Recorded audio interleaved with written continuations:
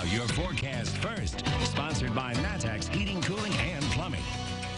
The precipitation that we are expecting overnight tonight into the day tomorrow is already moving into the area right now. You can see the rain showers kind of extending along I-72 there. Jacksonville's at 41, Springfield's at 43, Decatur's at 45, Champaign is also at 45, and so is Danville.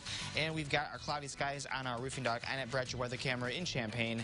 And we'll be expecting there to be rain showers and snow showers continuing during the overnight hours going into the first half of our day on Friday. Winds are all pretty light right now, generally coming in out of a northerly component, but it is all under 10 miles per hour. So we are cloudy for the next few hours before more of us start to see more precipitation in the form of rain and snow. And we'll talk about how much you can see, as well as when we expect things to be wrapped up. WCIA 3 News starts right now.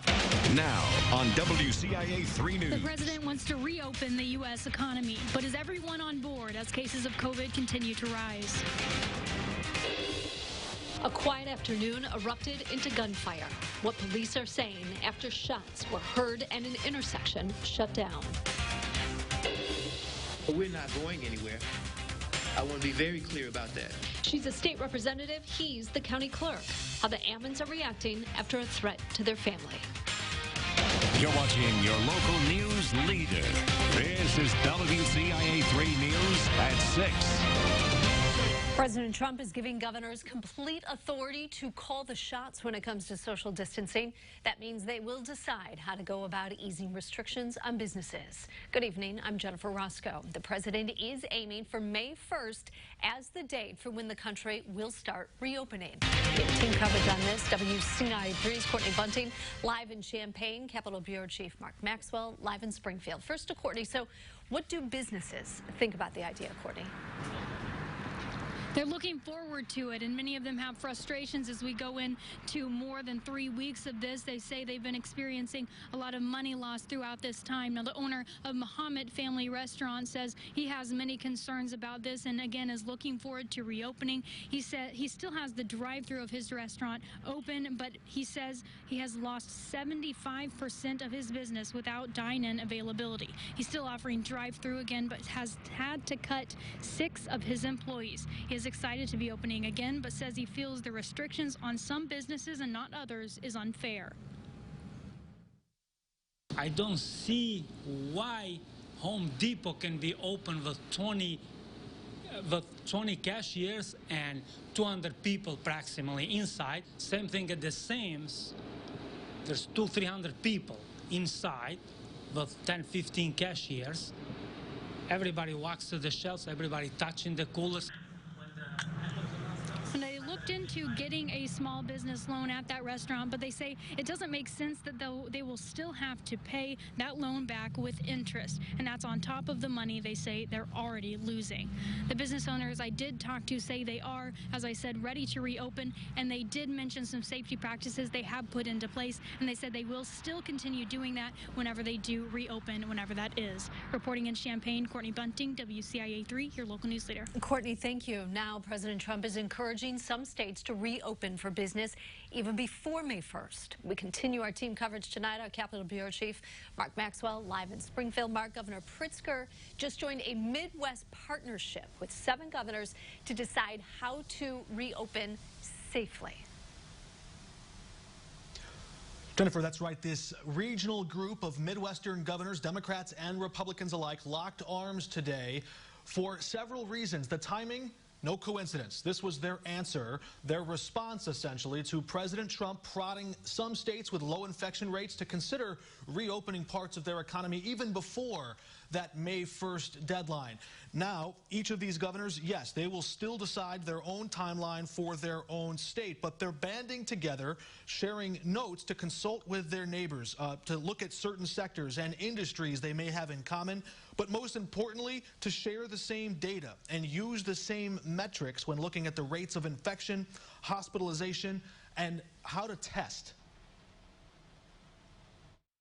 Our economies share a lot in common in the Midwest, you know, traditionally referred to often as the Rust Belt. So the result is the industries are similar, the thinking is a little bit similar. Collectively, I think we're making good decisions. Importantly, we are saying things that are different than the things that are coming out of the CDC and the White House. We think some of the states can actually open up before the deadline of May 1st.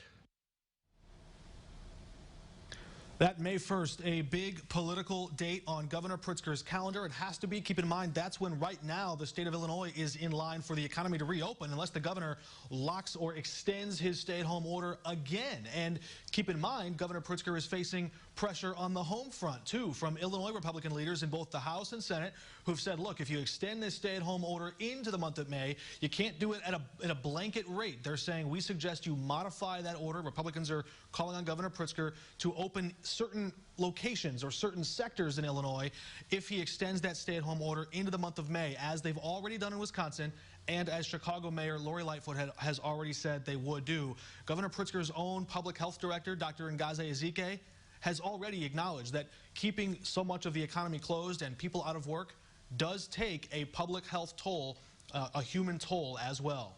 Jennifer? President Trump saying that same thing. All right, thank you so much. Another person is dead at the Fairhaven Senior Living Facility in Decatur. That makes it 6 people who have died from COVID-19. 125 more people died in Illinois over the past 24 hours. That is the highest to date. The state has now passed the 1,000 mark at 1,072 deaths. There are more than 1,100 new cases. That brings the total to well over 25,000 in the state. Sangamon County is reporting its 4th death. It was a 90-year-old man. Champaign County reported 1 more case. There are now 91. 56 of those people have recovered. And to keep up to date with the latest on COVID-19, you can download the free WCIA 3 News app. Champaign police are investigating shots fired this afternoon. It happened just after 2 p.m. at Country Fair Drive and Springfield Avenue. Investigators say 2 vehicles exchanged gunfire and sped off. The intersection was taped off and police gathered evidence. Several shell casings were found on the street. Traffic was rerouted until the road opened back around 3:30. No word if anyone was hurt. The Champaign County Sheriff is investigating a death threat against County Clerk Aaron Ammons and State Representative Carol Ammons' daughter. It happened Monday morning. Aaron Ammons says he got an anonymous letter at his Urbana office saying the couple's daughter, Tatiana, would be killed if Carol Ammons became the chair of the county's Democratic Party. Carol Ammons won that position in an election yesterday. She and her husband say it is not the first time they faced death threats, but it is a first for their daughter to be a target. Tatiana is running for County Board in District 11.